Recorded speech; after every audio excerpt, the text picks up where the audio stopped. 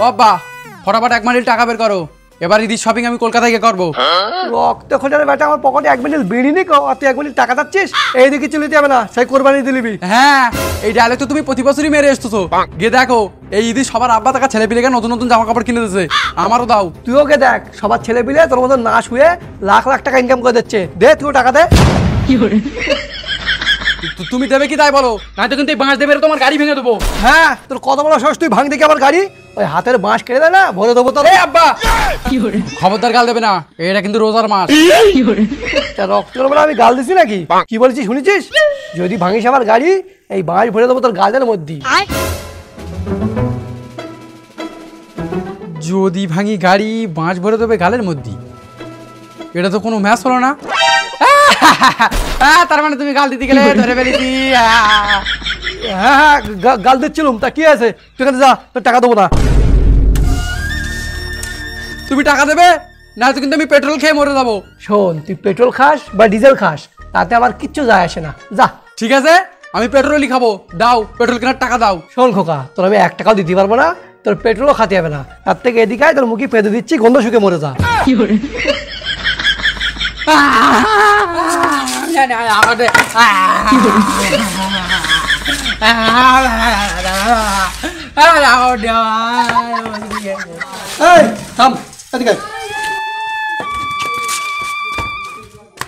কত লাগবে? 10,000 টাকা। 10,000 টাকা? ও অত টাকা আমি দিতে পারবো না, আমি 5 দিতে পারি। হ্যাঁ ঠিক আছে ওই 5ই দাও। হ্যালো 5 বলেছি তাই কি 5 টাকা দিতে বলেছি? 5,000 দাও, এই 5 টাকায় তো একটা সিগারেটও হবে না। অত টাকা দিতে পারবো না আমি। দেবে না তো দাঁড়াও তুমি।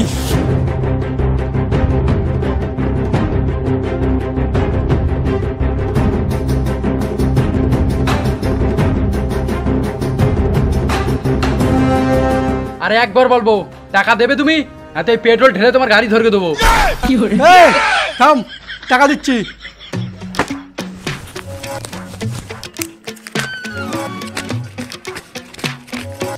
হ্যালো আব্বা একটা কথা বলবো, এই ব্যারেলে পেট্রোল না, আমি কলেজ থেকে পানি ভর্তি করে নিয়েছি।